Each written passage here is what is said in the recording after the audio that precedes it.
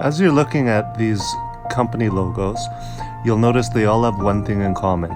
They were all either founded by, managed by, or bought out by the richest man on earth, who to some people is also the most hated man on earth. How did he get such an odd and surprising reputation among so many people? What I will do in this video is try to answer that extremely nuanced question. For a lot of people think he's the best thing since sliced bread, and an equal number of people think the opposite. And wait for the very end of the video for my thoughts on his purchase of Twitter and how that's going. Let's start off with Tesla. That's probably the most well-known thing that he runs.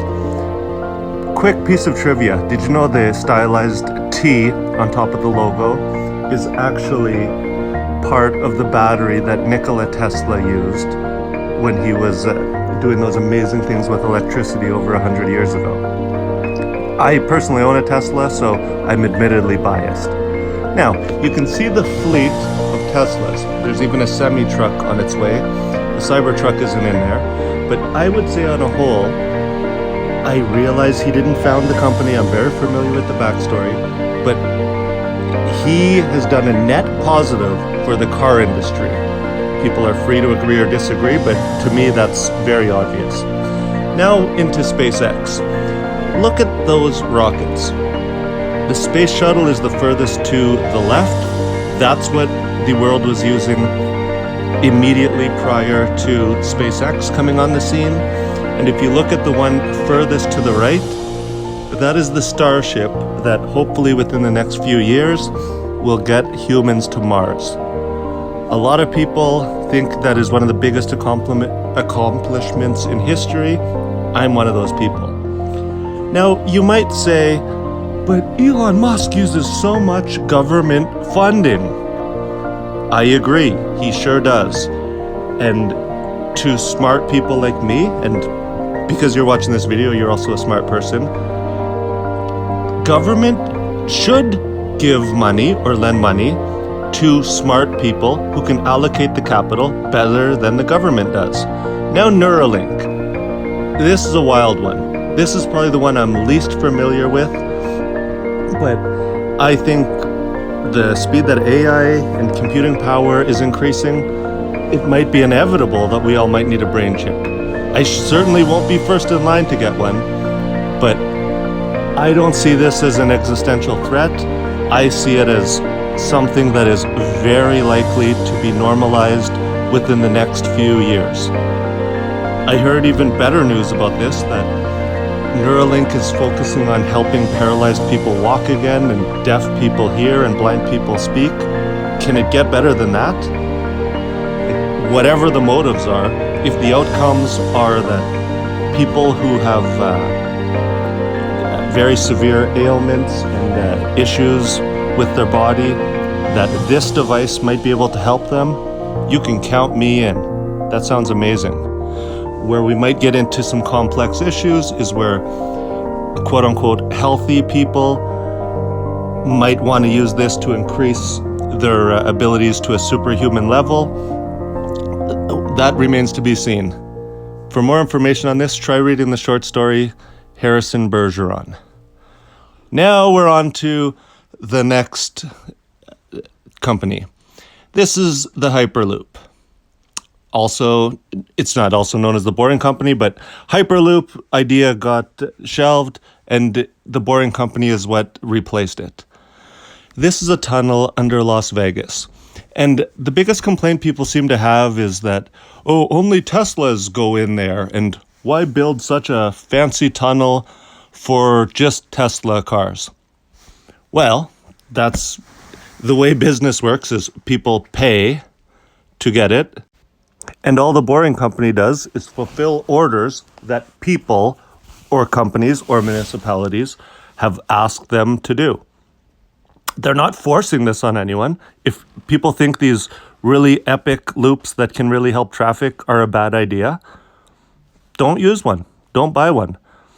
We're just here for the people who think the Boring Company is an epic thing, because I live in a city where traffic is awful, and anything that can help get rid of gridlock is welcome in my book. The next thing I'd like to talk about is Starlink.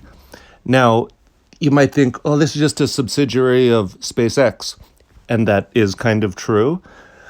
But why this is so great is twofold. First of all, many of you are probably aware that Elon Musk has given access to this to all of the Ukrainian army to use, which is a wonderful thing. And the other great thing about Starlink is that no matter where you are in the world, in the most isolated place, you can have internet access for approximately $100 a month. That sure sounds good to me. I know that a lot of conspiracists think that, oh, he's just trying to control all the media and get rid of all the other internet companies. Well, it is the free market. Now on to PayPal.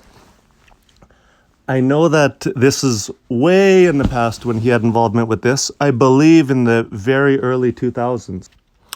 He co-founded PayPal with Peter Thiel, who has gone on to do amazing and interesting things, including give a scholarship to people to leave college. But I don't want to get sidetracked on Mr. Thiel. I want to keep this mostly to Mr. Musk. PayPal clearly has gone on to bigger and better things. And here's a little foreshadowing. I think Twitter will try to emulate PayPal in as many ways as possible. OpenAI. Now, this is a big one. I know Elon Musk has nothing to do with OpenAI right now, but it's a little bit fuzzy. I'm still trying to do more research on it, but it appears he had influence on the early days of OpenAI.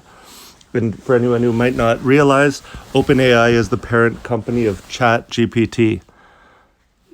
ChatGPT sure is a game changer. It's debatable that ChatGPT might be more important than any of the other companies that I've mentioned. Only time will tell, but exciting times ahead. Now, what you've all been waiting for. Not to put thoughts in your head, I was just joking, but Twitter. To me, this is the least important of all of the companies he is affiliated with, but I think he has a noble cause in mind. I don't think he's that political personally.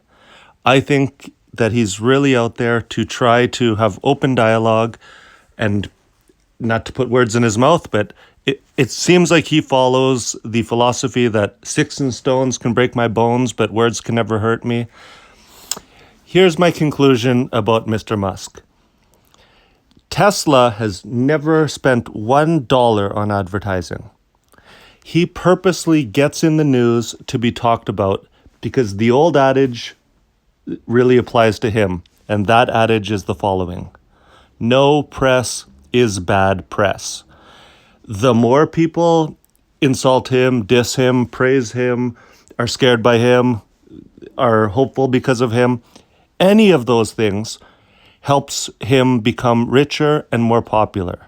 So if you consider yourself an enemy of Mr. Musk, the best thing to do is try to ignore him. If you are a fan of his companies or him personally, the best thing to do is keep his name in the news. Because for better or worse, he's one of the most consequential human beings alive today. Who knows how the history books will remember him? All I know is that I find him remarkably interesting, and I wish there were more outside-the-box thinkers like him, because risk takers always get the biggest rewards. Thanks so much for watching. Please like and subscribe, and remember to always come back to my channel, because I have really well thought out, interesting historical content of all ages throughout history.